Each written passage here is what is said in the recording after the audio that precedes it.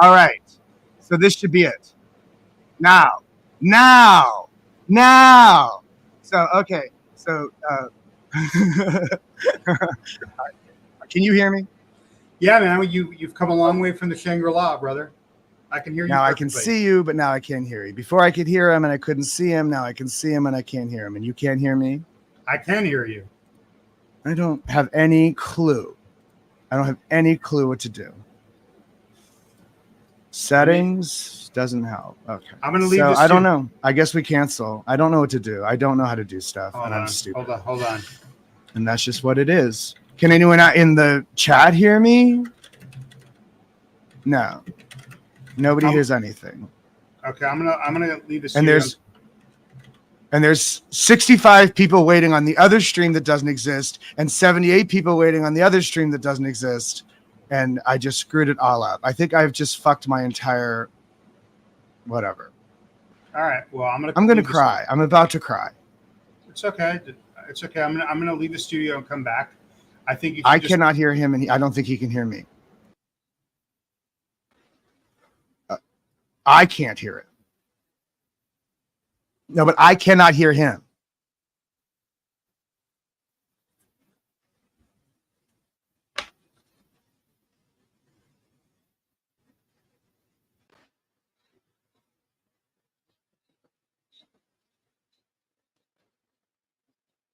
He is not muted. And I see him. He's there. I didn't know. Oh. Okay, there we go. All right, can you hear me now? Perfectly. I cannot hear you.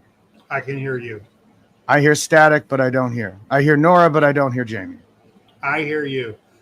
I think you should, if you're talking to Nora. No, I can't. I cannot hear Jamie.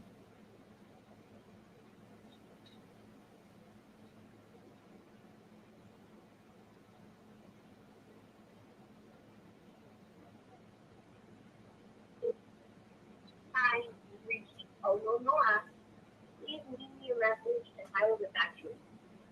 Right. I wouldn't be able to hear you, Nora, if it wasn't plugged in right, I think. Am I wrong? And wait, am I wrong? I'm assuming that because I can hear you, that this is connected right. Am I wrong?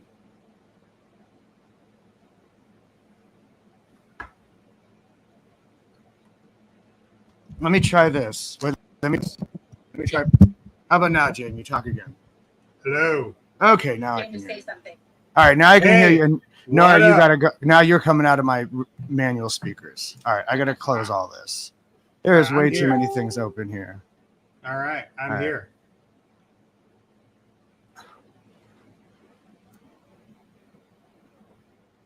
Hello. Fuck you. I'm so pissed. I'm so pissed because I took all day kind of like preparing myself mentally. And right at the end, everything goes to, right as it's about to start, everything goes to shit. Angry YouTube, buddy. No, I'm just mad at myself for being so fucking incompetent. No, but that's what I'm good at. Maybe this is a good way to start the show. In the right, with all the big blundering idiotic bullshit. because it speaks to what we were programmed with as kids, that it was always our fault, and that we always. When something goes wrong, it's because we did something wrong. And I start to panic. I was panicking. Yeah, I'm panicking. When Nora came on the phone, I'm like, I'm about to cry. I swear to God, this is driving me. I don't even understand it. It's the overwhelm of like, it's just, I don't know. It just seems like so much more than it really is. And then you think children can do this. Children can do this. Yeah. So I think that we're programmed. We were programmed when we were young that a small error puts us into lower conditions. Liability. Yeah, and we're potential trouble sources. Daniel, you're screwed this up because you're connected to a suppressive person, which is probably yourself. Well, I screwed it up because I got into an argument with somebody just before this started. So there is actually another person involved in this conversation, Jamie. Okay. And so when you say that, I kind of go, oh, okay. So no. All right. But I got into an argument with somebody an argument that did not need to be happening. All right. An argument that was settled days ago. And then all of a sudden, right at 6:58. So anyways, I didn't have a minute to do. I should have been on here 20 minutes ago figuring out what was wrong. Well, I'm in your hands, Mustard. I thought you said you were going to have all these questions. Okay, here's what I want to know. First of all, Jamie, do you know you have a stupid last name? Is that really your name? Is that really your name? Is that really your name? These are the things people say to me all the time. Is that really your name? I always think it's funny when people think I've changed it for show business reasons. Like Mustard would somehow be better than Kowalski or Johnson or whatever my name really is. I think Daniel is always a little more poetic. It's a very poetic name. It's kind of like Mustard. Well, it's kind of like There Will Be Blood, Daniel Plainview. Daniel sounds good with everything. Well, a Daniel it's a Hebrew word, and a Daniel is a judge. When I was watching, what was I watching? The state episode of Dateline, where there was a cop in Northern California investigating this disappearance, and his name was Matt Mustard. Oh, funny, Matt Mustard. Yeah, and I thought, I'm glad I'm a Jamie. And I'm glad you're not a Matt Mustard, or a Malcolm Mustard, or a Mateo Mustard, or something like that. It could be worse. So, Miguel Mustard. So, hey, Daniel, it's your show. I'm on Homeless Mustard's YouTube channel. No, okay. So when we talked about this, you said you would have questions. The only question, okay, here's what I want to know. Well, should we do some sort of formal intro? Why are we here? I'll do that. Ketchup with mustard? The joke is ketchup with mustard, right? So you and I have done some catching up over the years, but we still have more to do. Okay, so how do we know each other? Do we go through the whole story? So it's a story of a man named Mustard who was married to a very lovely girl. I don't think we need to go to that story, but we should say that I grew up over. Okay, that's what I want to know. Okay, so we were both born in the Sea Org, as I understand it, as well as the other brother. And at some point in the mid 70s, 76, 77, I think, they changed the rules and people were kicked out for having kids or small kids. And that included Sue and Roz. And Roz and you and Josh went to Portland. And I don't know. No, I don't know the story. That's what I'm saying. All right. But Sue and I stayed in LA, as far as I know. And you all ended up in Portland at some point. I see where this is going. Okay. I will host your show. I doubt it. Okay? I doubt it. So I'm gonna press reset and host your show. Hello. Wait, what? That's what you said. When we've been testing about this for days, and now you're acting like we didn't have this conversation. Okay, so hello and welcome to Ketchup with Mustard. I'm Jamie, and this is Daniel. Okay, and today we are going to discuss all things mustard, and as well as aspects of how we grew up. Now, I think people know what we're talking about. Okay. Anyone who's listening at this point knows what we're talking about. We have a similar father that did not raise us, but we're not going to name him. And I grew up closer to downtown, near the big industrial old hospital. Right. No. Okay. So you were in LA. And then Daniel, who's younger than me, grew up in maybe the strangest, crappiest converted motel in Hollywood, right across from the Celebrity Center. Our first address called the Shangri-La. Like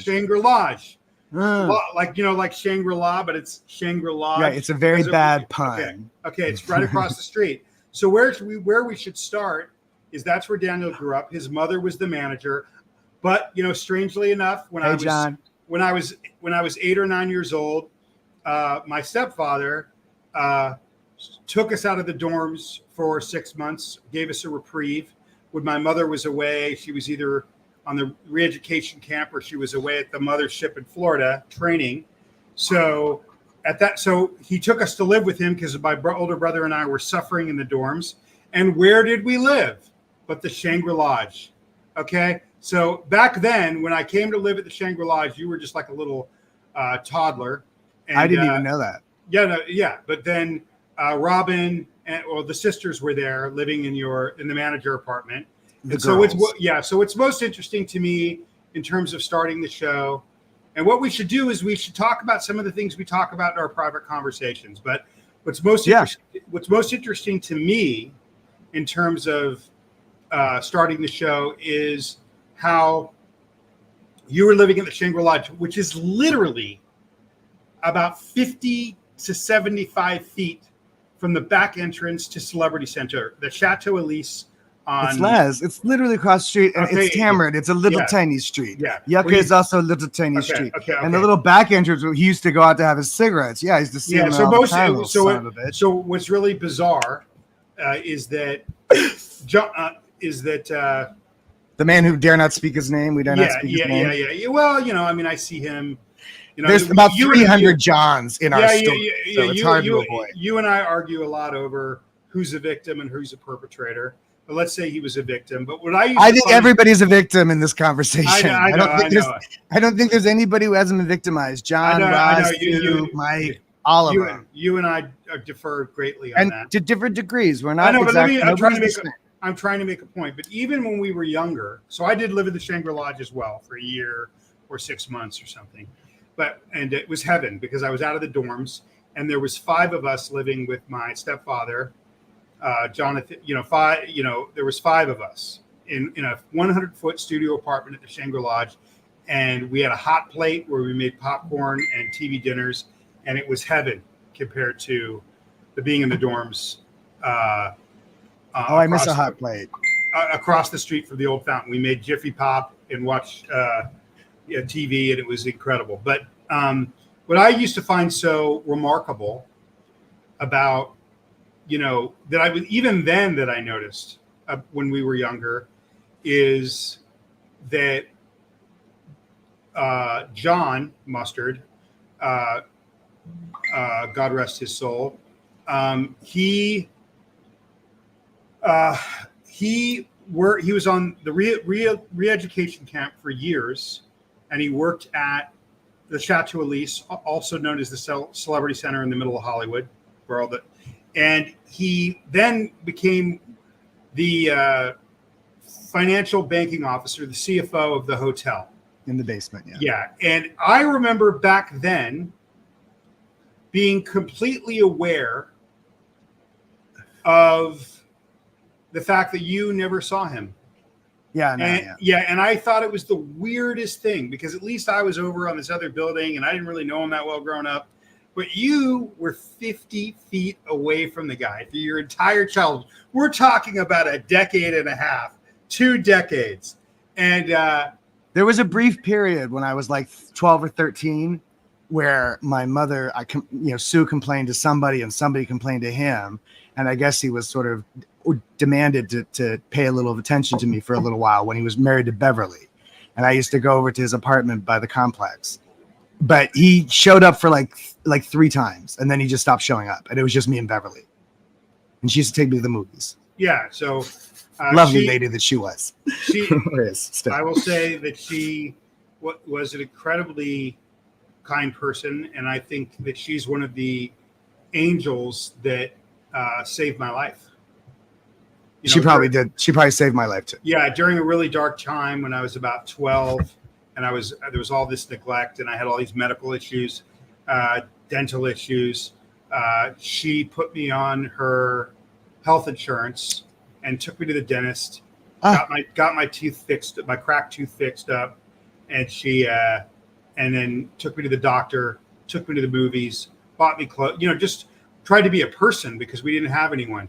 And I remember when she came over to see me to tell me that she wanted to do these things for me. I was sleeping across from the old industrial hospital in a crappy dorm, and she woke me up on like a Sunday morning or something and said, hey kid, how about you and I go do some stuff. And I think that first day for lunch she explained to me she wanted to take me to the doctor. This is our stepmother. She took me to Olivera Street in downtown LA for Mexican food. So what I always like to say, Daniel, I think she took me to Olivera Street too. Yeah. What I always she had me at 12 too. Yeah. What I always like to say, Daniel, is that there were angels. So how this works. I had no idea I followed in your path though. Yeah. So how this works is, I was born and then immediately put into a nursery. No, I know this story. I know. I wanted to know the Portland part of the story because that's the part I don't know. Okay. How did you get to Portland? When did you leave Portland? And then I want to know, sincerely, Jamie, I want to know because at some point you were not in the Sea Org and you did come back and sign and join up. Thanks. Is that Daniel. correct? Oh, I don't know. I'm asking. Yeah. I want to know. I'm still. Okay. Look, I'm just trying to figure shit out, Jim. I know. People never told me shit. Nobody ever told me shit. The story was that you were just this amazing guy who just figured out how to like go to college without any money or something. I don't know. There was some magic trick to that I never understood. John just figured out how to play the piano all by himself. These are the stories I was regaled with. So I don't know. I don't know the truth of nothing.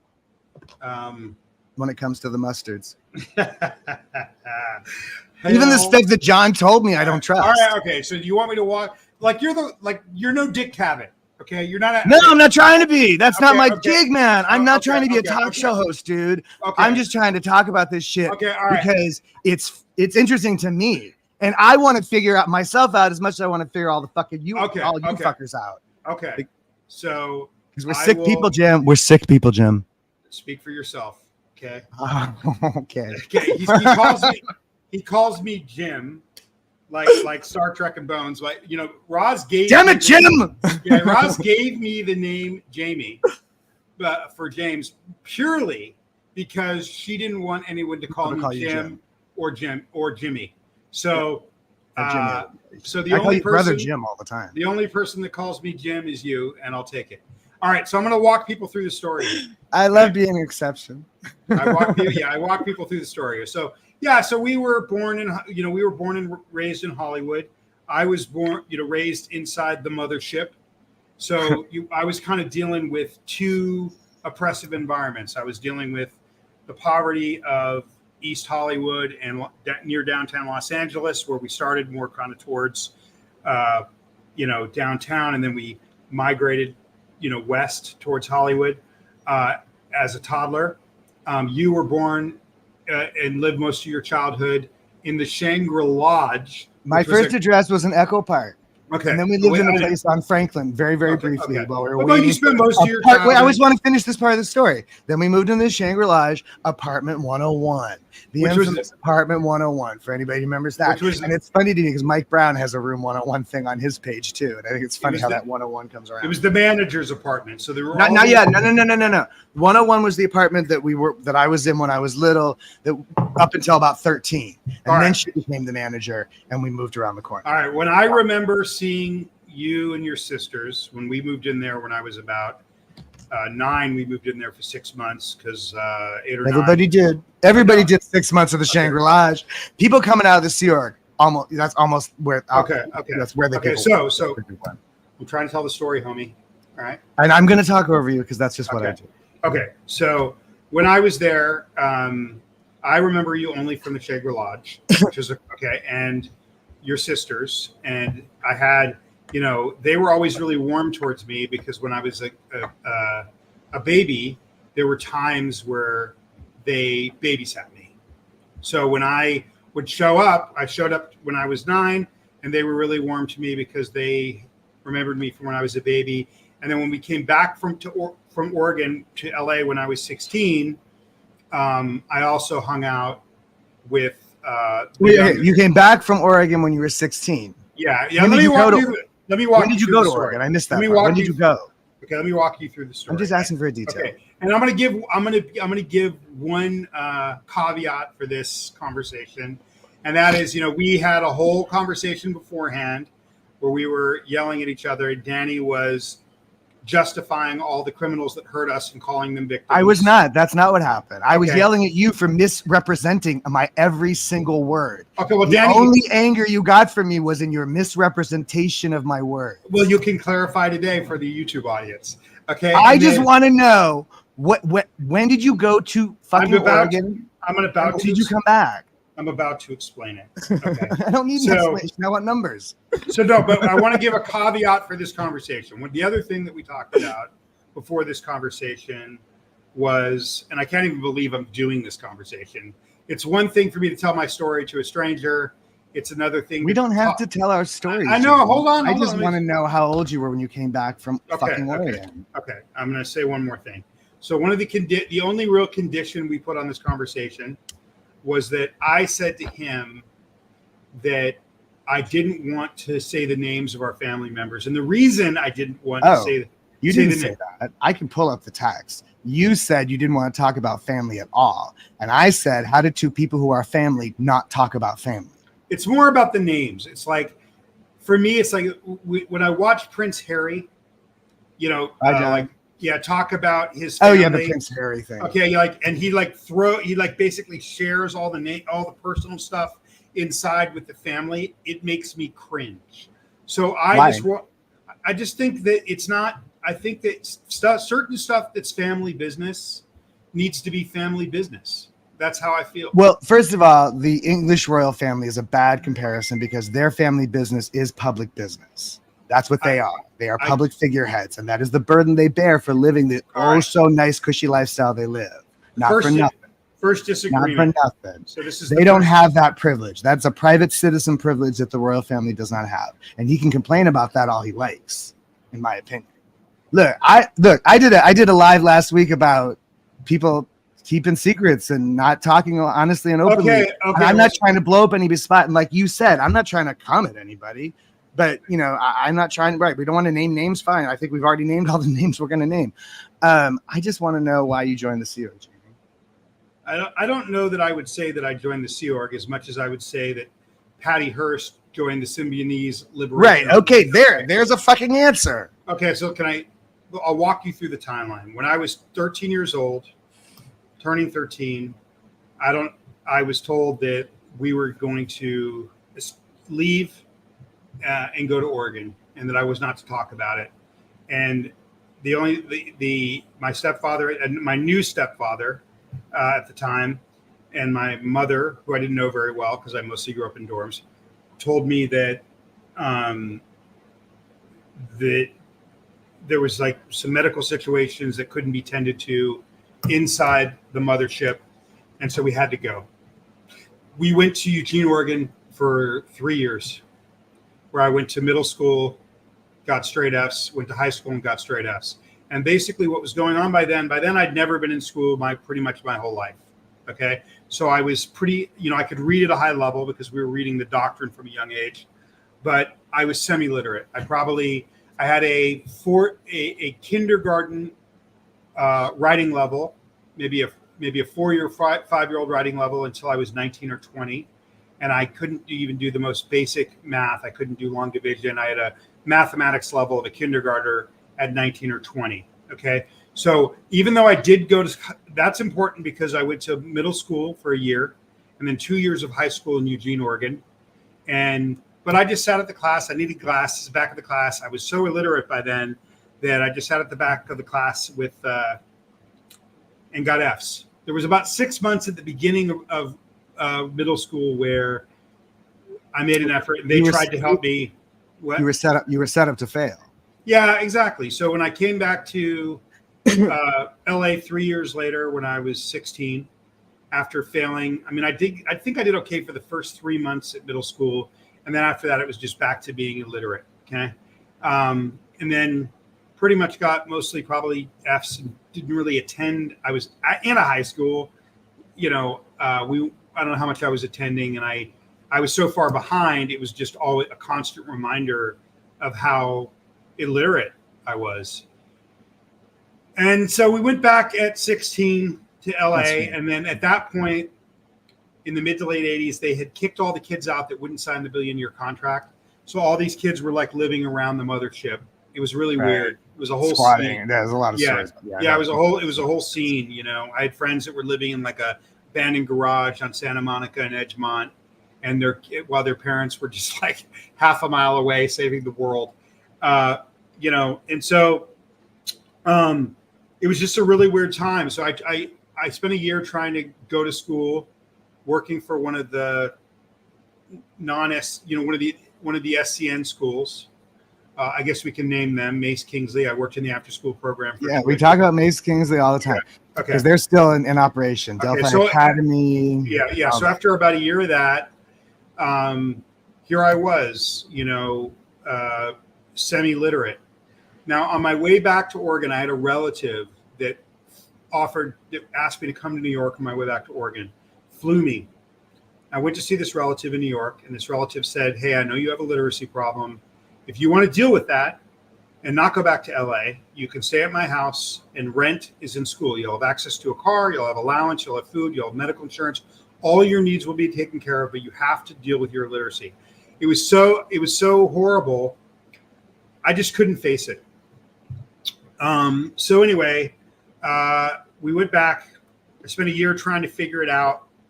Got involved with some kids from the movement that were, growing up on the public side. So they were middle-class kids.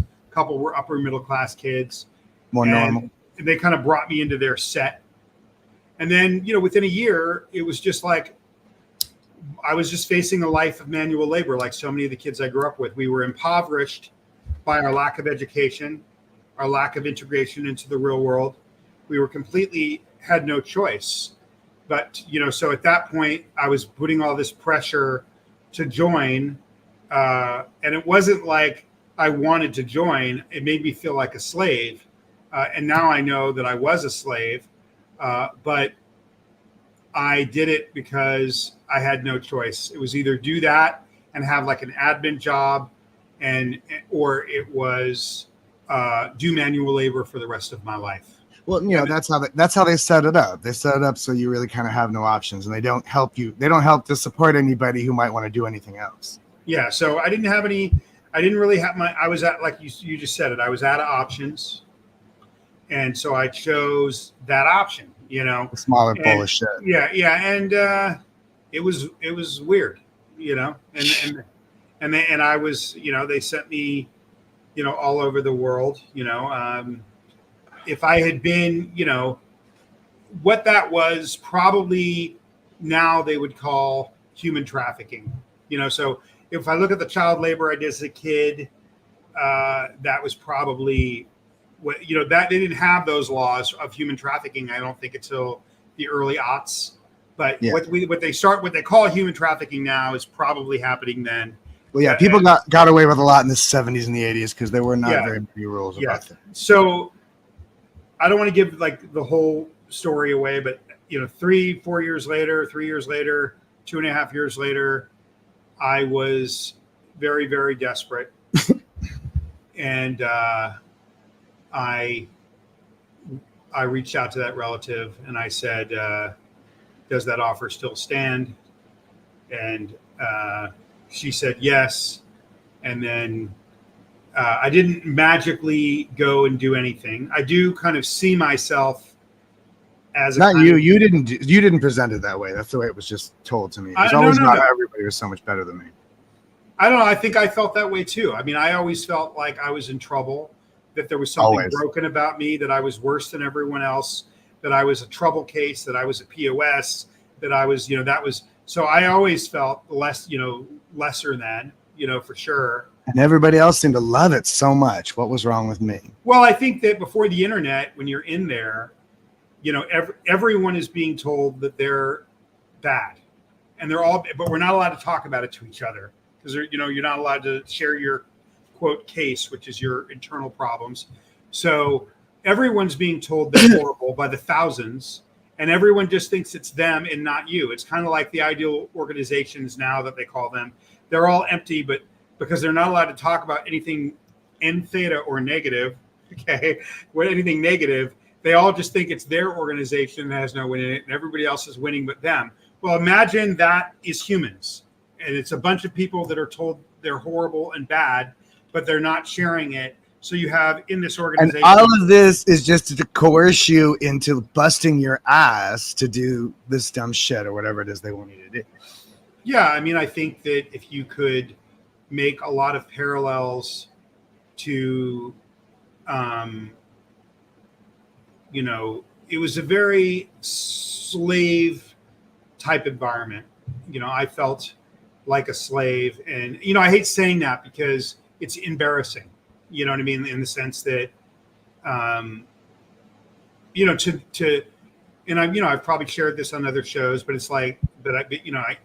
For me, just the physiological defilements and psychological defilements of my body from babydom, right? Was I I just carried a lot of shame and humiliation from that. You're carrying shame from that. This is something that somebody else did to you, and you're carrying shame for that. Yeah, I'm just telling you. Why? I know. I hear what you're saying. I'm just asking you legitimately.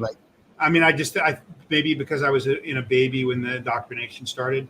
But remember when I understand that intellectually why, because I have the same problem. But I'm just saying, like, now as a grown man, do you still carry that? Do you still feel responsible for the things that other people did? That they told us that we were born, we chose to be born where we were born. Everything was causative. Everything was our fault, right? Well, I'll say this. The last few years, you have to undo that. You have to peel that off. Yeah, I mean, the last few years I've been exploring that through my art, and also doing getting treatment. Like doing physiological treatment on myself, and then talking to somebody, and that's helped. But is it completely gone? No, I don't think. No, I don't think it ever. I don't think it's ever completely gone. That's why I want to keep talking about this stuff with people, because I think that every time I interact with somebody on this network, I see that they are not as far away from this as some people think they are. And obviously the stuff with the foundation is driving my head in, because they are acting and sounding so much like the church. It makes me want to scream.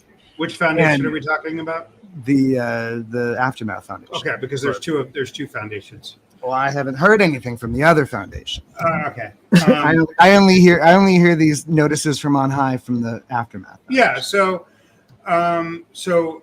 I don't know how I did that. I was able to study. I started off going to doing remedial classes for people with learning disabilities, basically at a community college, and but I had no distractions. I had no poverty problems. It was just me and books and me. And that was all I had to do all day and every day.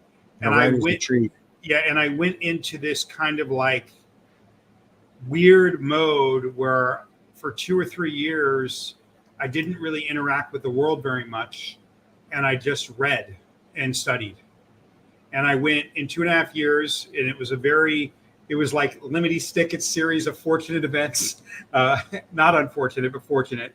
I managed to kind of platform myself into a small private college in New York, and then platform myself into what's probably, the equivalent of an Ivy League school in England. And I don't know how it is impressive. And it's the kind of thing, as you say, I wouldn't even know how to begin. I wouldn't even know where to start. I mean, you want to know? I'll tell you a funny story. Okay, this will help you. Well, first of all, I'll say this: I've always seen myself as kind of an escape artist. Okay, there was a lot of those. There was a lot of escape artists. I'm really good at getting out of locks and cages and traps and mazes. And I look at so when I got into that fancy college in England, that when I applied for it, I almost had a nervous breakdown. I know it was the closest I ever came to a nervous breakdown, because I worked so hard on it, and I knew there was no way I was going to ever get accepted because of what I'd been through. And so I thought, and I'd spent weeks on this thing that was impossible.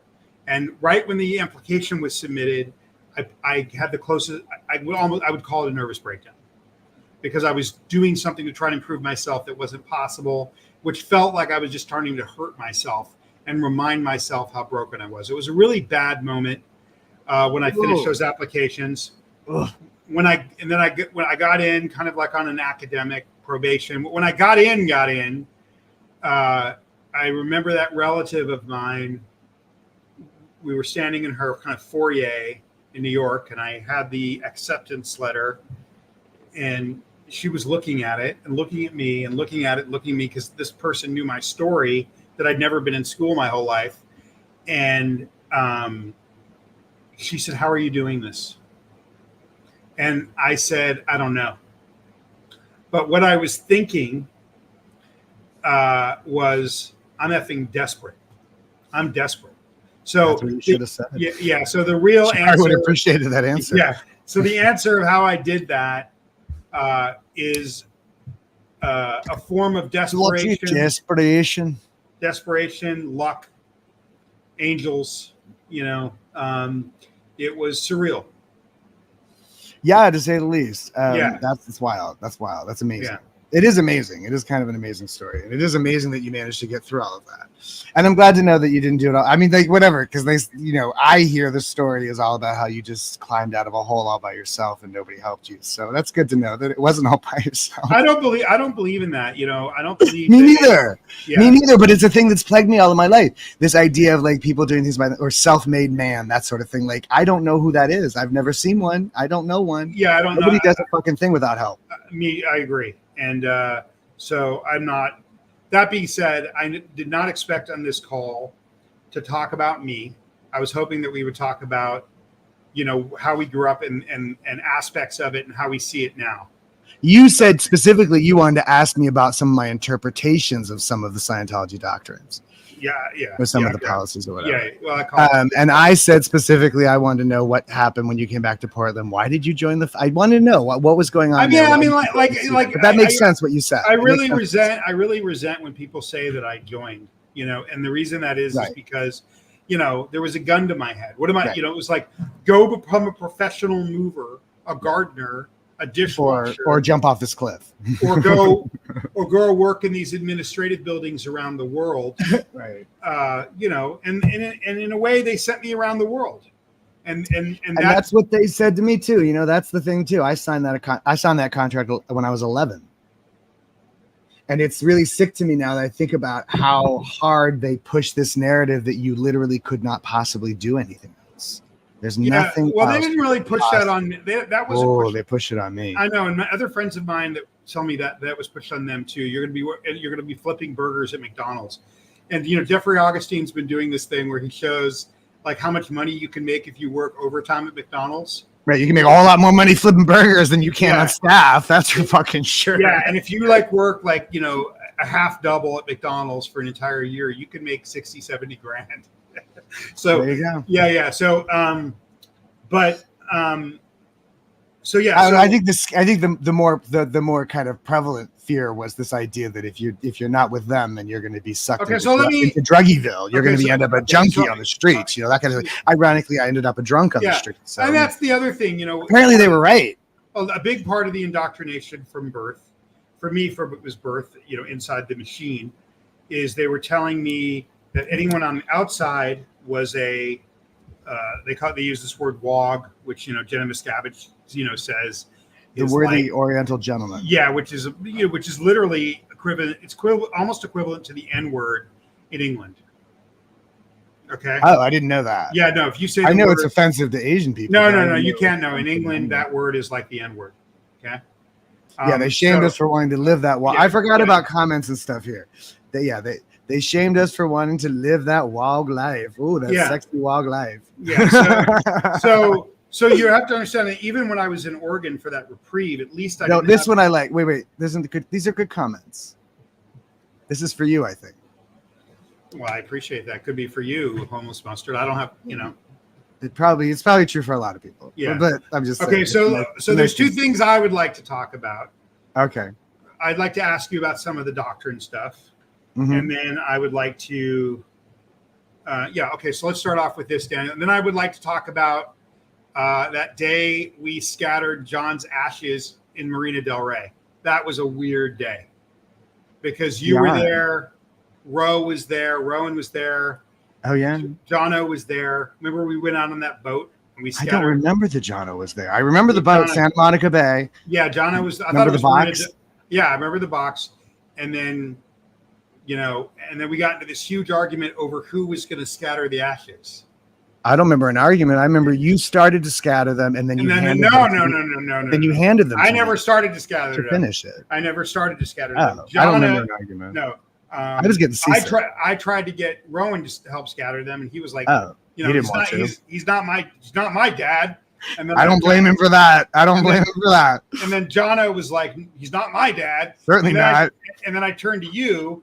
And John, at least he was Ronan's stepdad at some point. These are our stepbrothers, right? Our step and a half brothers. Then I turned to you, And you were like, no effing way, I'm not going near that box. So we ended up, and then it took forever. I think the captain was just wanting to sail before around. we got on the boat. This was a conversation before we got on the boat, right? No, this is when we got to the spot. Because by the time we were on the boat, I was seasick. I was barely but by 3 hours into it, the guy finally was like, this is the spot. And I didn't believe the guy. I was like, I do not believe that John had this one spot in Marina del Rey.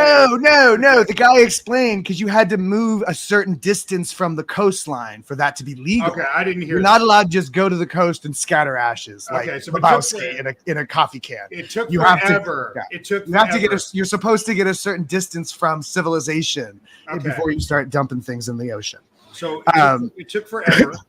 And then it ended up being Jonathan and I each took a corner of the box and did it because you and Rowan would have nothing to do with it. And it was just comical and weird. And, the weeks leading up to that where he was, where he was dying was weird. Okay. Going into that room. And I was there. I stayed there. Yeah. You remember you came, you started telling people, because at first we didn't know. He'd been sick, as I understand it. Listen, let's talk about I don't think you knew it first. I don't know when you knew. Well, when I knew something was up is because I didn't really know him. Like you didn't really know him. So I was walking around one of the Borgs one day, and somebody came up to me at probably Celebrity Center and said, "Hey, I'm really, really sorry."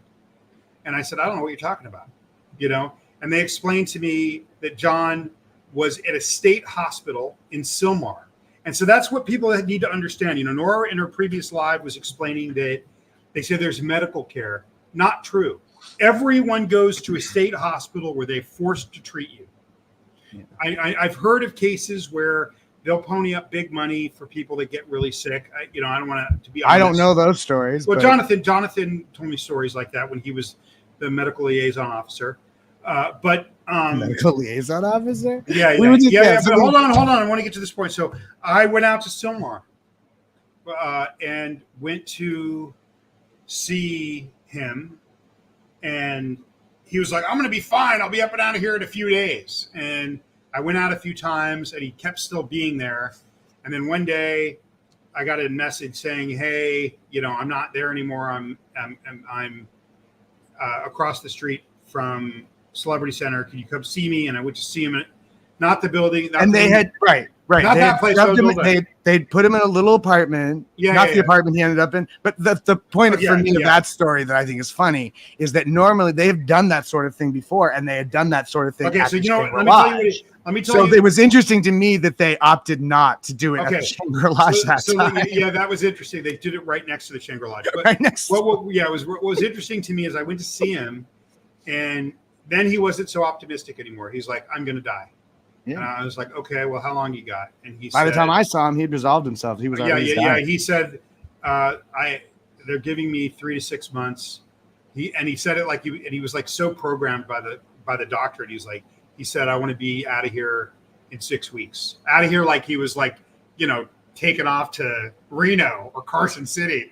And I said, and then he said, "I need you to do some things for me to wrap up my life. And will you help me?" And it was very strange because I helped him. I still think it's very big of you that you helped him. And I didn't know him. You eulogized. Nobody wanted to do that. Yeah, I eulogized this man I didn't know, but I thought, we're human beings. So that goes to my first question for you, Daniel. What? What happens when we die?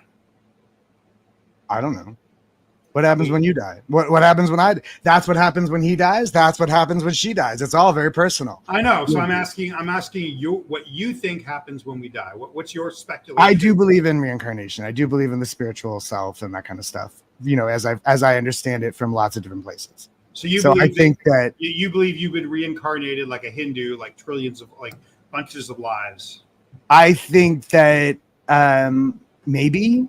Don't you notice that everyone's always a celebrity when that everyone's? Yeah, when I was a kid, everyone wanted to be Jim Morrison. There was a couple of Joan of Arcs. Later on, it was Marilyn Monroe for some reason.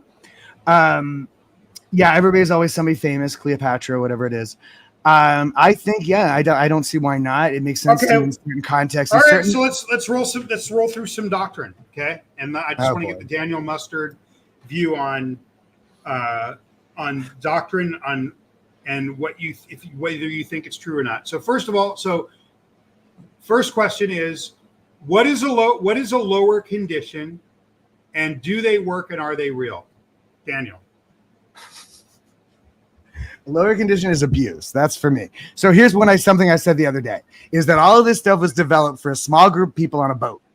And when you're on a boat and you're trying to keep it afloat and not crash into things, you have to be hard about things. And that's what a lot of this stuff is set up to be like.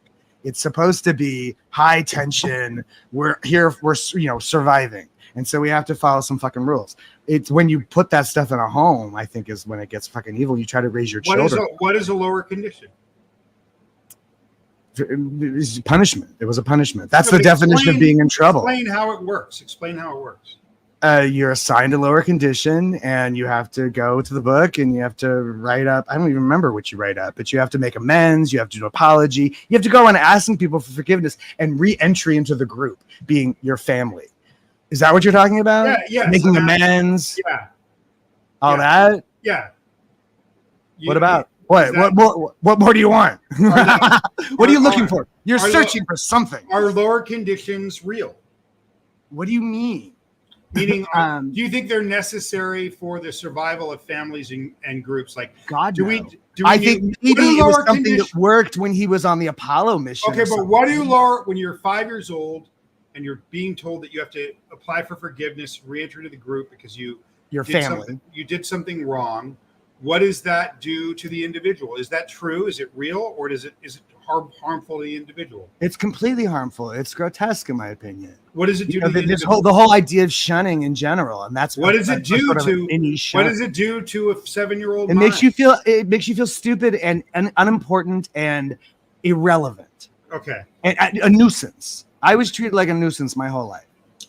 Okay. And I think because my mother was convinced that I was going to be some like fucking 5-star Scientologist out of the womb. I was going to sign up at 6. She was so disappointed to see that I kept not signing up. All right. We were also told that we were trillion-year-old fallen gods in baby bodies, so we were treated like adults. So my question is, like, what I like about you is you're kind of like a street poet. You're a philosopher poet, you know?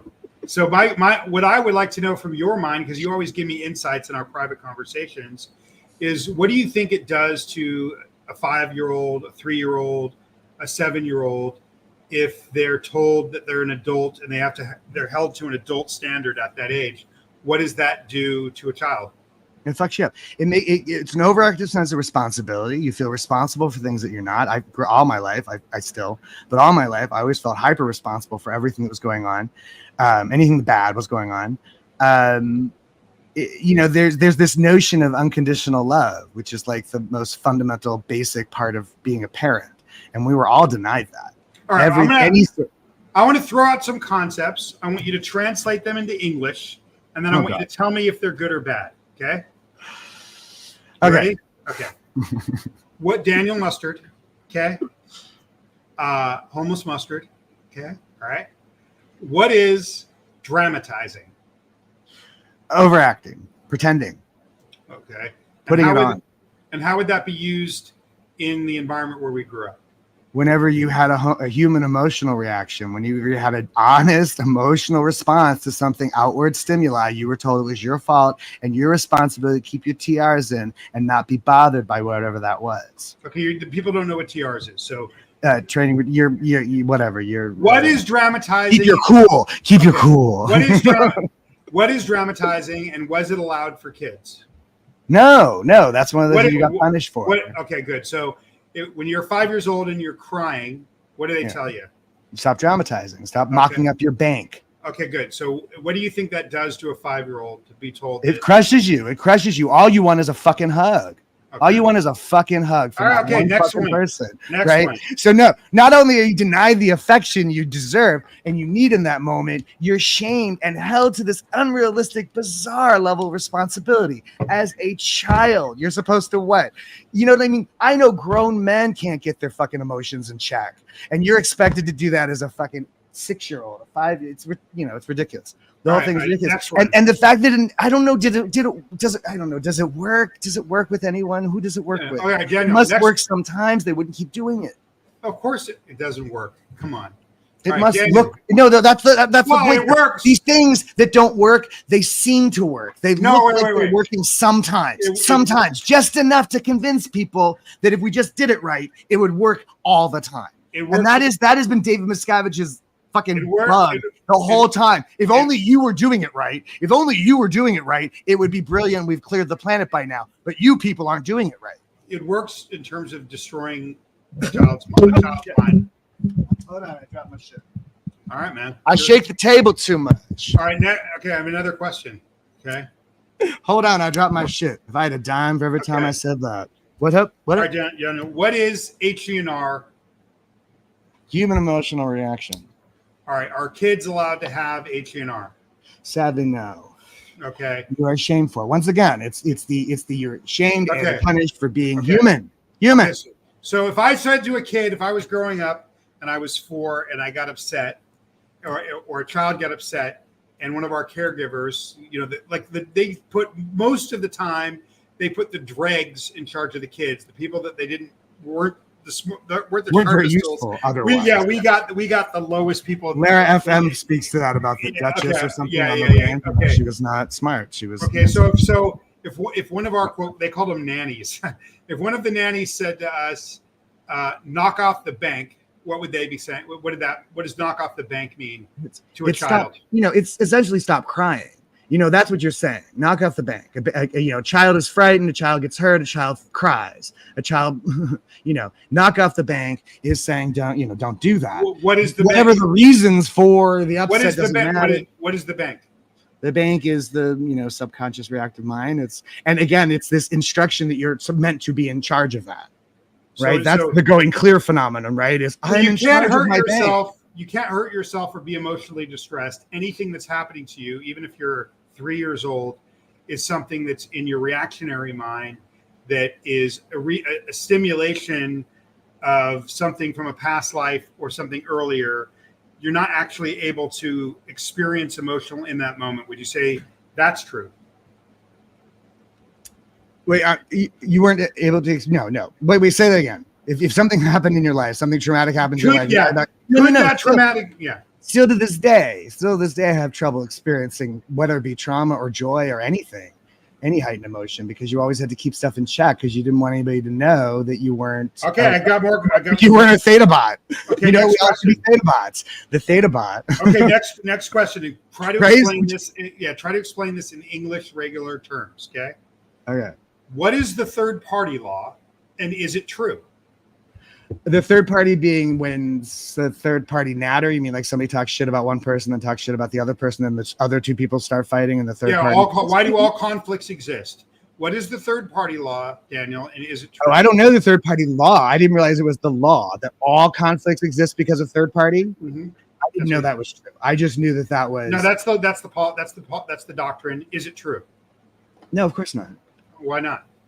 Because people have conflicts for all sorts of reasons that have nothing to do with third parties or anything. Okay. Have to do with people's. What do you mean? Because third party is a thing. People talk shit behind other people's backs and cause problems that way. Okay, so let me ask you this question. You do that, pit people against each other. That happens. I want to ask you a question. So when we got into a conflict as kids, and we would be told, you need to find the third party because the only reason a conflict exists is because of a third party. Well, that's within the context of the Sea Org where the presumption is everything is perfect. Okay.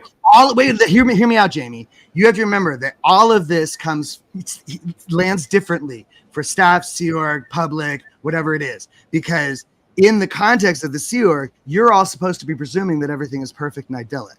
And so within the idyllic setting in which no flaw can be conceded, only a third party can cause friction. So I want to correct. So say you had 2 kids at the Apollo Training Academy, which was really just a slum office building that was not up to code, where we played on a dirt playground in the back, and there were sharp. And we were happy. Yeah. We were happy to have the dirt.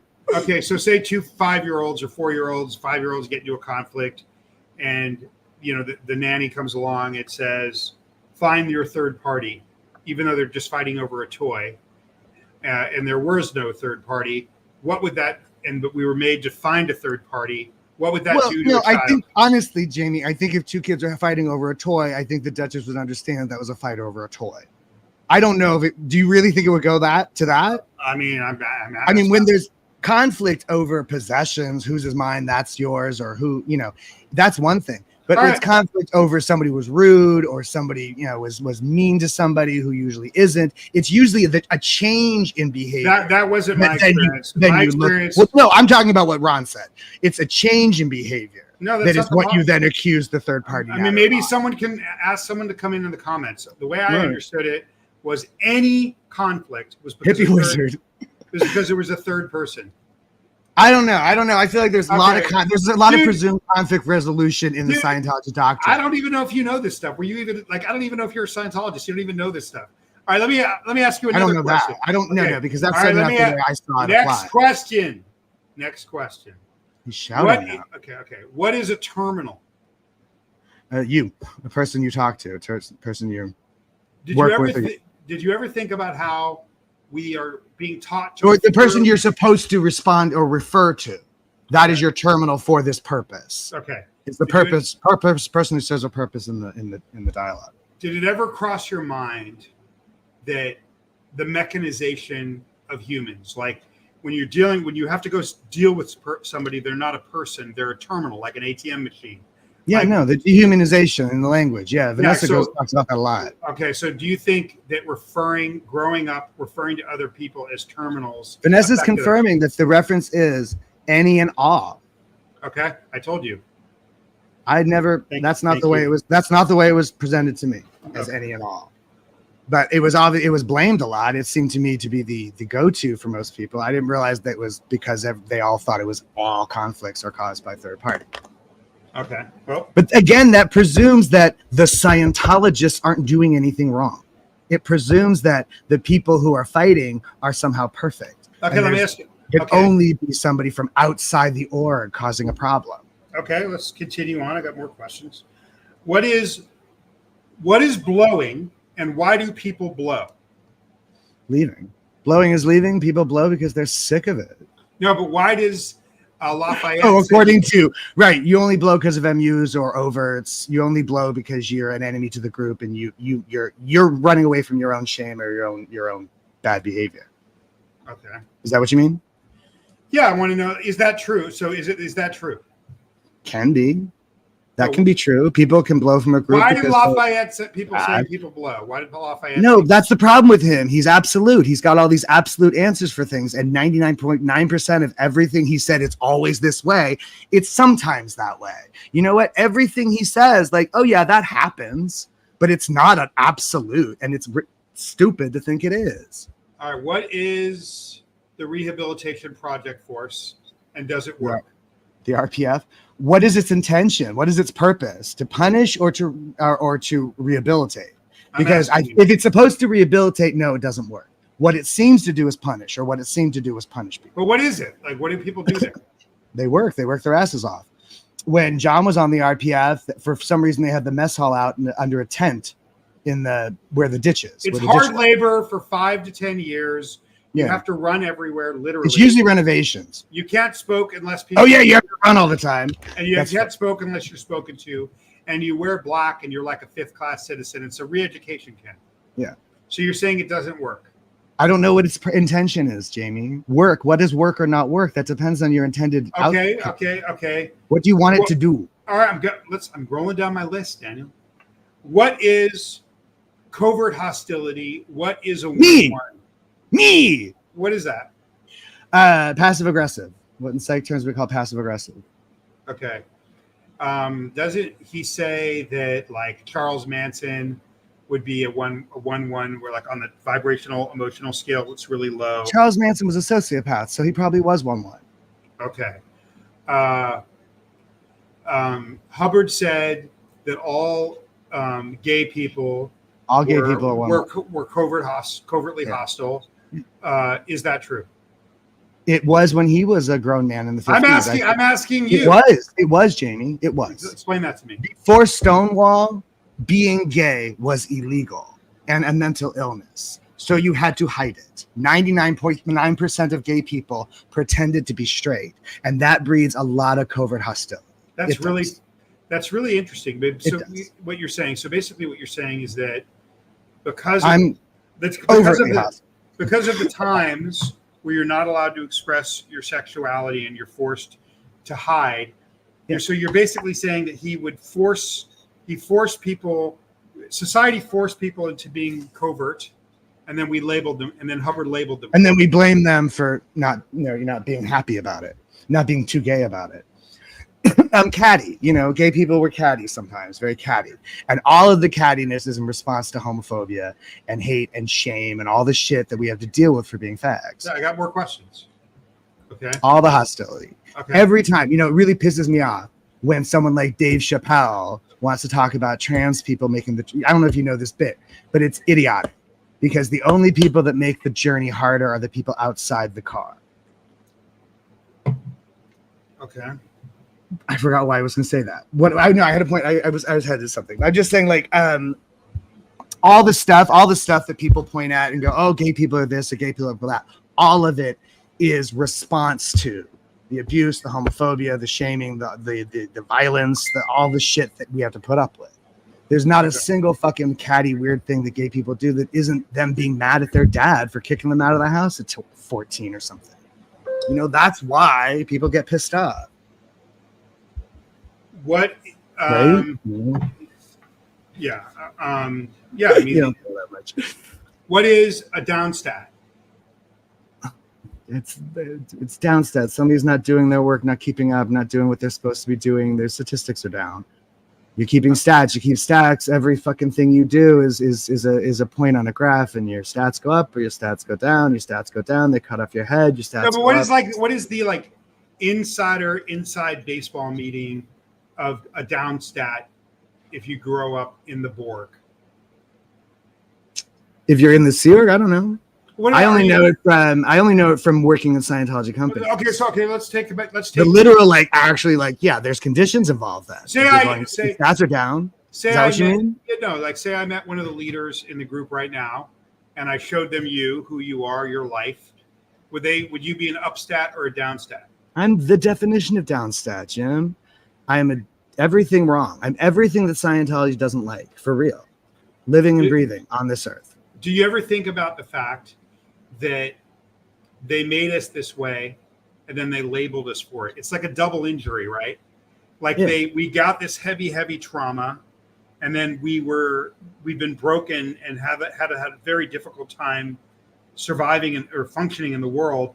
And then they label us this thing that they made us. Do you ever think about that? It's insult to injury. Well, more than that, I feel like a lot of the stuff we're talking about is stuff that they imposed upon people. There's this argument about whether or not Scientology pulls in empaths or pulls in narcissists or both, or does it create narcissism? I think it creates narcissism.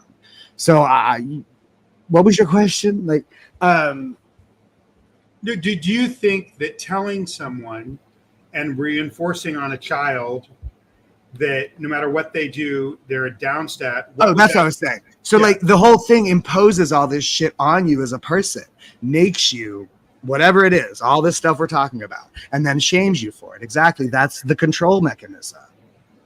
The setup is, if you are these things, you're the worst kind of person. And now we're going to make you into those things so that and then force you to take on the responsibility for that and the shame and the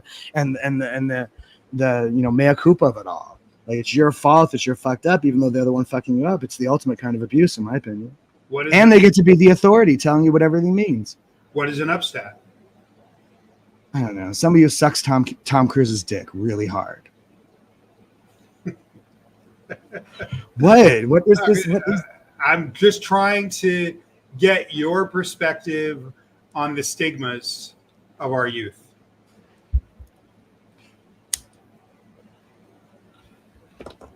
Do you think? I write songs about it, Jim. Do you think that people like me that grew up in the Borg, and people that maybe had the same things said to them, but they grew up on the outside, like their parents were staff or public? Do you think that those kids that didn't grow up inside the Borg are less traumatized, or more? Or I think that we're all traumatized differently, and I think it's a really dangerous thing to compare people's trauma. But first of all, we are all, yes, my dad did play the piano. We are all traumatized differently. That's the thing I've noticed from listening to these conversations, Jamie, is we all have different stories, and there's different things that traumatized us in different ways. So in a lot of ways, I feel like you all are privileged for being in the Borg because you knew little secret things, like you all looked down on everybody who wasn't in the Borg, or you were in on certain jokes and certain inside bits that I wasn't into. I didn't know, and nobody was telling me. So I literally stood there and just dead ass confusion. Like, what the fuck is, like, the girl at the end of Poltergeist? What's happening? And nobody tells me shit because I didn't go on the EPF, because I didn't join the Sea Org. And I feel like there's even more exclusivity. Like there's even more. Like, we don't like you even more. You're not part of our little special club. Why didn't you join the Sea Org, Daniel? Because I saw that it was destroying people. For whatever reason, Jamie. Because I'm a natural. I rebel. Whatever. I rebel against control. You try to control me, even for my own good, and I still rebel. And that's from growing up this way. Okay, I'm going to ask you a question. So it is very much growing up in Scientology. That is why I did not eventually join Scientology, because I grew up a resistance to being pushed around all the time. I get it. So what I want to ask you a question, and I want you to answer it based on what you think in normal words, not what Lafayette says it is. Okay? So I'm going to ask you to define something, but I want you to say it in like regular terms, not what Lafayette says it is. See, even this line of questioning, Jimmy, this is the sort of like, this is all leading to something. No, it's not. I'm spitballing, bro. I'm just saying we're stimulating. All right. Okay, Daniel, what is the Sea Org actually, not what Lafayette says it is? The Sea Org are a bunch of these are people who have just been coerced or tricked or have no other option, or hiding. A lot of those people, I think, are hiding out. It's just a place to be for people who have nowhere else to be. But it's the inner clergy. Like, what does it mean? Clergy? Did you just use the word clergy? Fair enough. Clergy. Fair enough. That's what they call it themselves. I remember the first time I saw a Sea Org member in a collar, I almost screamed. I was like, what are you doing? They're the people that work, 20-hour days that wear the naval uniforms. I used to describe it to people like the way that nuns and priests join the church and they just sort of live for the church. It's the inner monastic sacrificial. Monastic. Sure. Well, that's the term they would use. All right. Yes. All right, let's go. Let's take a look. What I think of the Sea Org is a lot of just scared, lonely people who don't know what else to do. Okay. Well, they're the people that run it, that are the inner core. What is Target 2? That's where Ron supposedly went to. It's a new planet, I guess, or some other place he's supposed to go fix, right? Yeah. What happened? It's unclear, you see, because I don't think there's any actual. What's going to happen at Target? What's going to happen at Target 2? What is Target 2? I don't know. You don't know what Target 2 is? I don't think anybody knows. No, I've had this conversation. What are we told Target 2 is? I don't remember. I just watched that thing recently too when he made the announcement about his. Okay, I'm going to tell you what Target. I don't remember. I'm going to tell you what Target 2 is, and then you have to. Then I'll ask you a question. Target 2, we're taught, is the next planet that we're going to go fix, where we're going to remove everybody's. He said another planet, some other place he has to fix. That's the first thing I said. That we're going to clear the planet. And some of you, when you hear the word clear the planet, you might think clear the planet. But we talking about clear the planet, we're not talking about that. We're talking about what does it mean to clear the planet? Well, there was a tipping point, supposedly. You had to get a certain percentage of the population clear, and then from that. What is it? What is a clear, and what does it mean to clear the planet? A clear by Scientology terms? Yeah. A person who realizes that they're creating their own case. No. Somebody who's free of their case, free of their bank. Free of their reactionary mind. Sure. Okay, is that true? No. It's not? I don't think so, no. Do you? Okay. Are you clear, Jamie? Did you attest to clear? No, let's not talk about that. Oh, we can't talk about that. Okay, let me ask you this question. So, Target 2 is this, we're supposed to go on spaceships or whatever, or I don't know. We're supposed to. No, it's a spiritual journey. It's all sans body. No, we're supposed to clear another planet when this planet's clear, right? That's what target 2 is. It's the next planet that we have to clear. See, even now, I'm like saying I don't remember anybody saying that. I remember a lot of people asking. I know, but I remember what I remember is a lot of people being confused by that and not knowing what target 2 was. If you grow up in the seaboard, you're taught that there's another planet to clear after.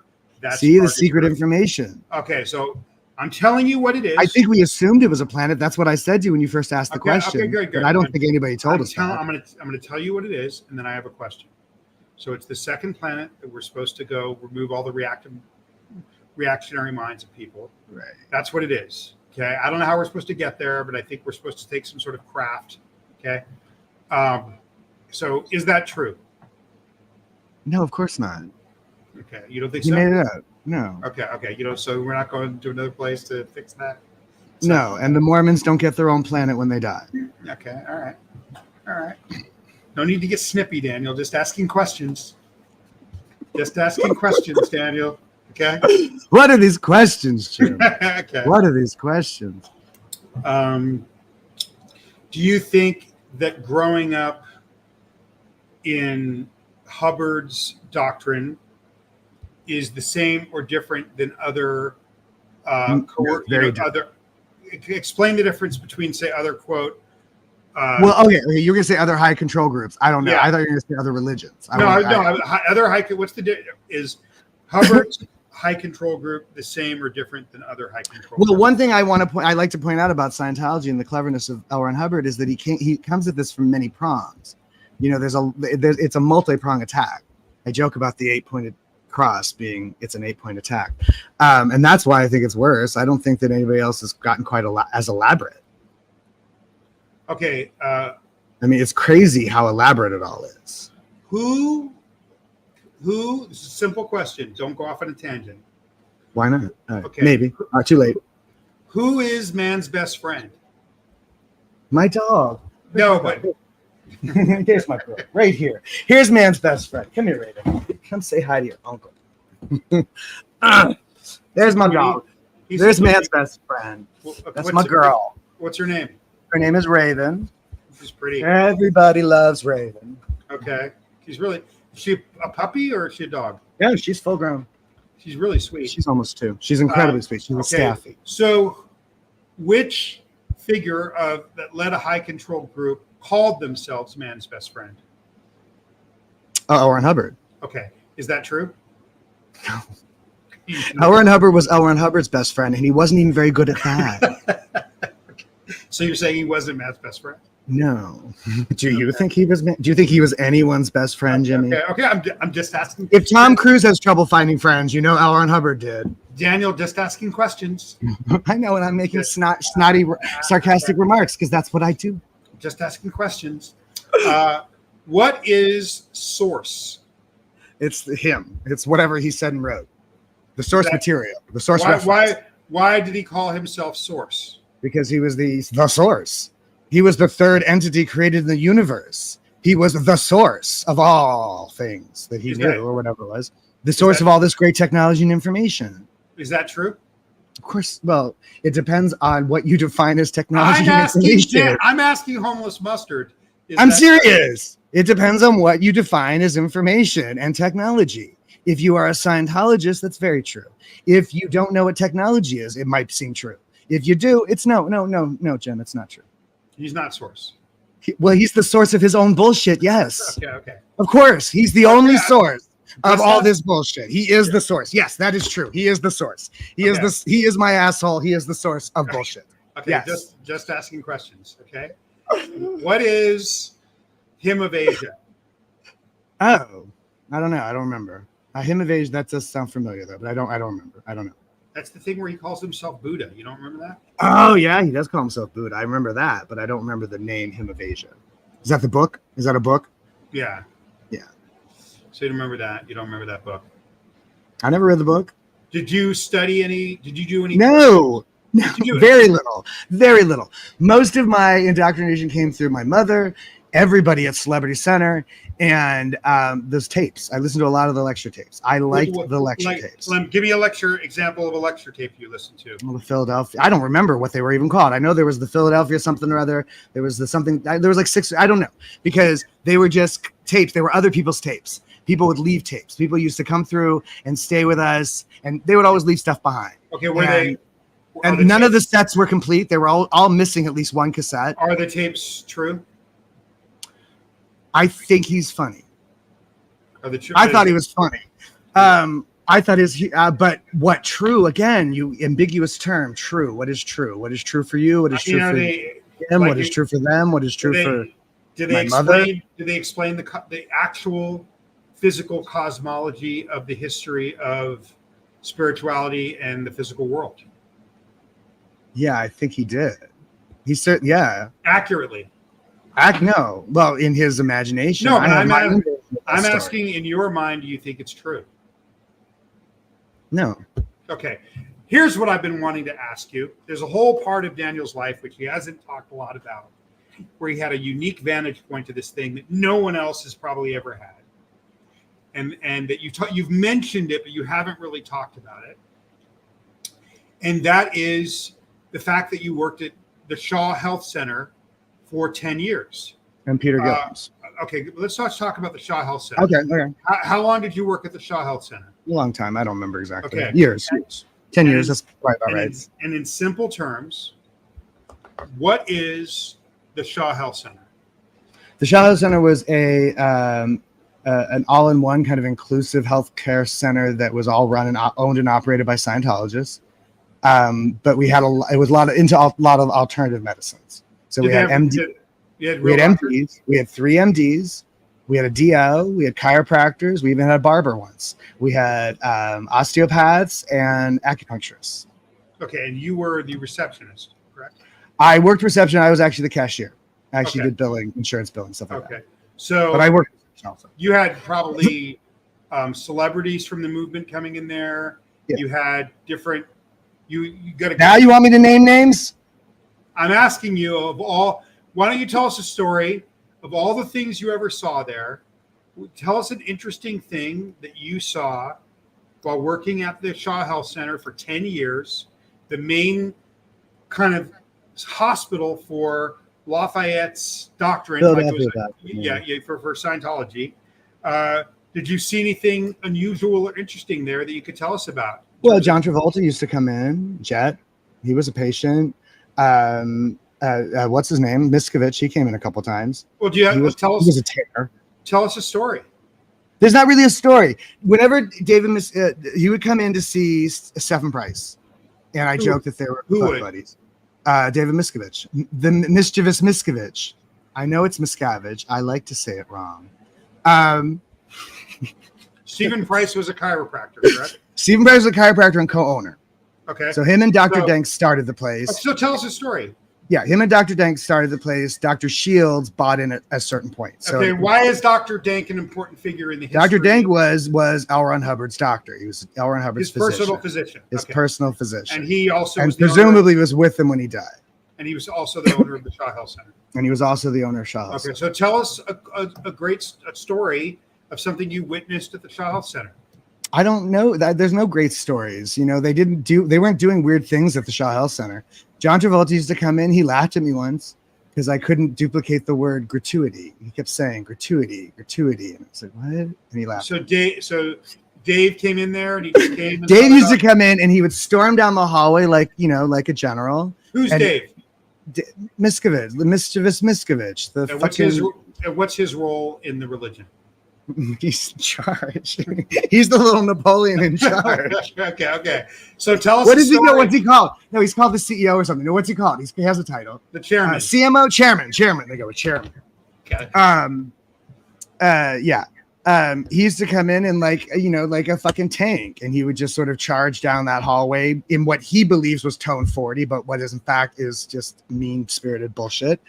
And COB, there we go. And chairman of the board. And there was a medical assistant one time had to like literally jump out of his way because he just wouldn't stop. If he's coming down the hallway, he's coming down the hallway, and nobody is going to stop him, right? And you weren't allowed to look him in the eyes. You weren't allowed to look him at them all. You weren't supposed to look at them at all. Okay, what is tone 40? He was very angry. What is tone 40 is what a training routine 40, and it's the confront. It's your big, strong confront. Like, it's supposed to be when you're the most badass, but really it's when you're the most of an asshole. Is it true? Again, it depends on what you want to do. I'll tell you a tone 40 story. You want to tell you a tone 40 story? I was walking home from the subway one night here in Brooklyn. And when I first got to Brooklyn, it was kind of mid-gentrification, right? And so they were doing all this work there's a road alongside Prospect Park. And there's this stretch that's kind of barren because it's Prospect Park on one side and what do you call that? The Botanical Gardens on the other side. And there's a zoo, but there's no homes, there's no businesses, just kind of a dark, long stretch of road. So you kind of stay away from there. So they fixed it up. And they repaved it and they put up new lampposts and it all looked very nice. So one night I decided to walk down this particular stretch of road, and a guy was passing me coming the other way, and he was dressed in a way that I have dressed myself, which is wearing everything he owns. He's just been kicked out of some place and he has put on all of his clothes and packed up as much bag as he can carry. And that's what I'm looking at as he's walking down the road. And he looks like a walking pile of laundry. And I just sort of noticed him and watched him pass, and he got mad at this. This triggered him in some way. He didn't want me looking at him. He's coming at me. And he comes to me, and I have a cane. I walk with a cane. And he reaches out to take the cane. He tries to take the cane from me.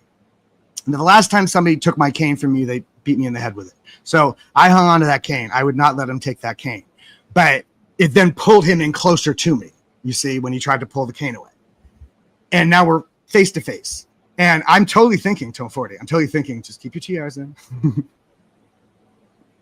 And this motherfucker starts punching me in the face. And he's saying to me, I'm going to end you. I'm going to end you right now. There's nobody around. Nobody can stop me. I'm going to end you.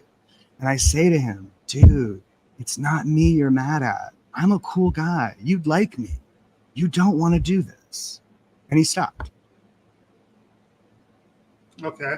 And he walked away. All right, that's a good story. Okay. I think that's different than what David Miscavige is up to, but I think that's what I think Tone 40 is. All right, okay. What is a big being? Me.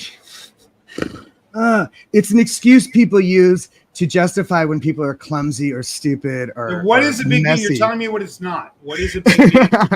What is it? What is it? I don't know. The only time I ever heard that term was when somebody was making an excuse for me being clumsy or stupid. Oh, he's a very big being. He doesn't know any better. Okay, so let me ask you this question: are you a big being? I've been told so. Again, I'm unsure on what that means, so I could not tell. What it means is like that there's it's like an old soul. No, it's no, not at all. It's more I got like, that a lot too. It's more like Animal Farm. You know, some of us are more equal than the rest of us. Oh, okay. See, that's funny. See, that's one that was not used that way. The way I heard that, that was not the same thing. Although maybe somebody was trying to pay a compliment to me at the same time. No, a big being is somebody that's like a bigger spirit and has more like spiritual life force than another spirit. Yeah. Okay. So, and I think that's a thing. I think there's people like that. Okay. There are people that are, fun to be around just by being who they are, and some people, most of us aren't. Like Steve Buscemi. I have no idea. I've never met him. I know, but he seems like to be a fun guy, right? No, he seems like he might be kind of reserved. Okay. I have no idea. I have no fucking idea, James. I have no idea what Steve Buscemi's like. Okay. I have no clue. Okay. All right. Next question. Okay. Try to explain this in non-doctrine terms. Okay. What is TRs? The training routine. Wait, you said non. It's okay. So what is TRs? TRs is supposed to be what confront, being able to look people in the eyes, and then whatever, give commands with resist commands. There's a whole series of them. What did you want to know? It's a brainwashing thing. It's a tool that teaches you how to ignore your impulses. It teaches you how to ignore your basic instincts. And what does he say it is? He says it's a tool that teaches you how to be more capable, more communicative. Okay. Do you think that confront? There you go. Do you think that learning TRs would have more damage on a child than an adult, or the same? Much more on a child. Explain All of this is much more damaging on a child because a child knows no better. A child has no basis of comparison. a child just knows what their parents tell them, and then the church is on top of that telling them the same thing. No, that's damning. That's damning as fuck. Grown-ups at least have some ability to think for themselves, even in the most coercive situations, I think. All right. Well, you've been a little bit of a hostile witness for this talk. Okay? Well, I didn't know I was being a witness. No, Maybe that's why I seemed hostile. Yeah. I'm going to change your name to Angry Mustard. Okay. All right. I'll be Honey Mustard. And you're at least my Mustard. hostility is overt. Okay. So what do we hear? How long are we going to go? Should we open it up to questions? Yeah, I feel like we should do comments if nothing else, because All people. right. Okay, you're the king. You've got the comment. I am not. Please don't do that. Don't you fucking dare, Kubla Khan. Fuck you. No, you're the chairman of the Mustard. No, that's what I called Mike Rinder the other day, a Kubla Khan. He thinks he's a fucking Kubla Khan. He's not. You're the big brother, Jim. You're supposed to be in charge. All right. Well, Oh, there's a lot of comments. All right, do I go up to the top? It's your show, homie. Yeah. No, I'm not. I'm asking you. Yeah, I mean, ask Nora if she's listening. Nora says yes, but that's just her first comment on the show. She's not talking to me now. Okay. Let's see what we got. Yes, you were here. You're live. Okay, they're all confirming that I have arrived in the chat. Can hear both of you. Yeah, y'all could hear us, but I couldn't hear him at first. Is it working? I see. Okay, here's all just a reminder of my inadequacies and my. Yay. Hi, Sunshines. Fat Grammy. Hi, Fat Grammy. Nora hears us both. Maybe go towards the bottom so we, Yeah, I know. I'm just. Okay. I wanted to acknowledge Fat Grammy. Or maybe we should ask people to. And there's Mr. Anderson. Can people submit questions? Other questions? Rebel Renee. Yeah, I don't see questions. It's a lot of comments. You got this. Love you both. Nora speaks truth. Supporting. Anybody got questions? Yeah. Send a question if you have it. Nightmare when it doesn't. Technology is frustrating. Great when it works. Nightmare when it doesn't.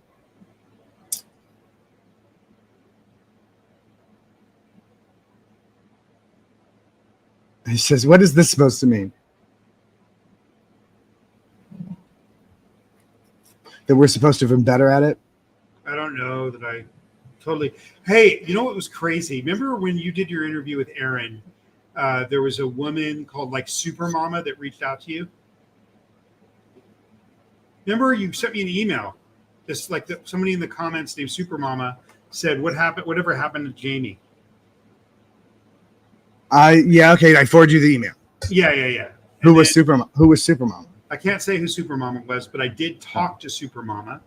Okay. Somebody we know? Somebody I know? Yeah. No. Okay. Super Mama was a person that was, as a little girl, was one of my caretakers. Wow. At the Asho Day House in downtown LA. So and how did that conversation go? I mean, it was beautiful because this very, very kind, amazing person was telling me that in 40 years they couldn't get me out of their head and they remembered me as a baby. Wow. So that was really powerful. Yeah, right. But this person also told me some of the things I remembered and some of the things I didn't remember. What happened to me as a baby in that place, and that was more than you knew already. Yeah. That's the thing about it. Like, there's a lot of childhood memories that we don't remember, we don't have, which is, just symptomatic of abuse. Yeah. There's a question here. Somebody wants to know. Mr. Anderson would like to know the difference in age. How old are you, Jim? I'm 19. I think that makes me like 14 or 13. Yeah. So we're probably 6-7 years apart. Yeah. 6. Yeah. That's what I believe. What I've always assumed. I could be wrong. As I'm finding out, nothing I used to know can be trusted. Fat Grammy says my facial expressions give me away. Yes, I have that problem. I have a question for you. What's that? What is theta? Being happy uptone. It's what? It's the good stuff. It's the honey on your fucking cereal. Is it true? What? You know what I mean? Like you just gotta replace these terms. Be joyful, be hopeful, be, you know, fun loving or something. I don't know. Okay. Is it true? What does that even mean? It's a term. It He means attached the definition to it. Is it true that a positive person has positive spiritual life force is called theta? Would you agree with that? That's what it's called. Is that true? Is there such a thing as a positive spiritual life force? Yes. Do we have to call it theta? No. Okay, all right. Just asking questions. Yeah, it's just somebody. Anna Banana was just commenting on something we were talking about earlier, that at 62 still feels responsible for the crap her family put her through, and that I see a lot in this community is people who still blame themselves, and that's part of the abuse is the overactive responsibility and blaming. Yeah, you didn't really answer my question earlier, where I said, do you think of all the high control groups I think Scientology is worse. I did because because there's so many different aspects to it. Because it comes at you from a lot of different places. But why is it that, like, I'll meet somebody that's been out of it for 40 years and they still use all the terms. It's still kind of in their behavior, in their bones. They're punitive. They threaten people. They declare people. They shun people. Like, it stays in them. What is it about it, do you think, that causes it? Because it's systematic programming. It's systematic programming. I don't know if this is true, but presumably the government at some point tried to take this from Ron to use as a weapon, to use with soldiers, to mind control soldiers to do things they didn't want to do, they wouldn't normally do. It's systematic programming. It's the closest thing we've seen to mind control or brainwashing, I think, ever. I don't know. What base of comparison we have for that, I don't know. All right. Other than movies. But it's, I don't think, just the nature of propaganda, is the repetition of a lie. If you repeat the lie enough, you start to believe it. In this context, you repeat the lie, and you repeat the lie to yourself. You repeat the lie, you start to even think the lie is your friend. You know what I mean? There's layers to repeating the lie. Okay. You know what I'm saying? There's literally levels to how much you repeat, how heavily and consistently you repeat the lie. All right. So listen, this has been a lot of mustard on mustard. Okay. Are we keeping going? Okay. How about the name, James? What do you think of this name? Does it bother you? Do people make fun of your name? People make fun of my name. I hated it growing up. Yeah. Especially because I felt very disconnected from it. Because I didn't really know. I don't mean even that. I just mean just having a weird. I hated it growing up. Now, I like it because it's just weird. It's like being Whoopi Goldberg. It's just it's like a brand name. I like it because we're both artists, and so. I like to joke that my name's already a household name. It's already a household name. Everyone so I think it suits. If I hadn't gone and started to become, do artistic stuff, probably I would still hate it, but it kind of suits, a homeless singer named Daniel Mustard or Homeless Mustard. That really works. And so I like it. I don't even know the word. It'd be better if my name was vodka tonic or something. I should call myself Daniel Gimlet. You should, if you ever have a kid, you should name them Mayo and.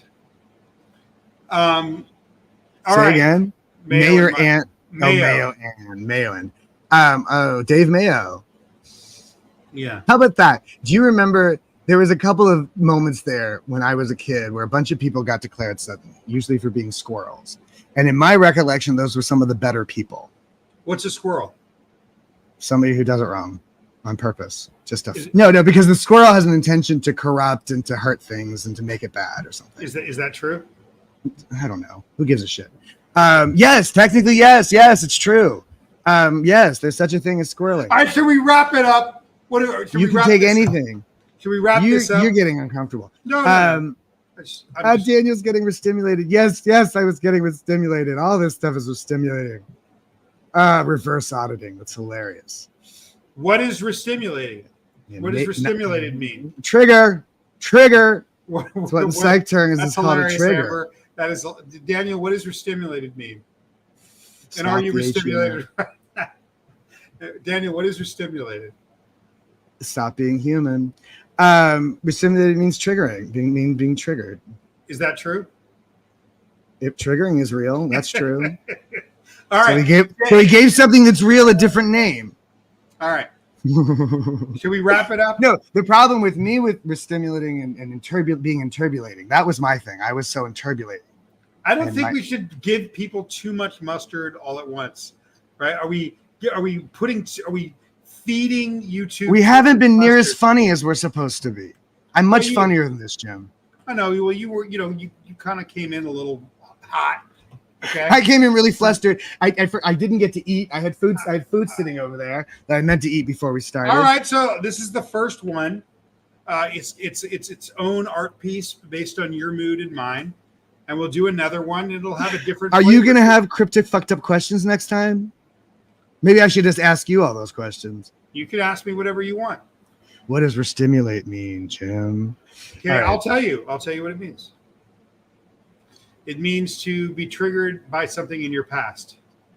There you go. Oh, what did you do? Oh, there's another one. What did you do to pull it in? It's more of that. It's your fault.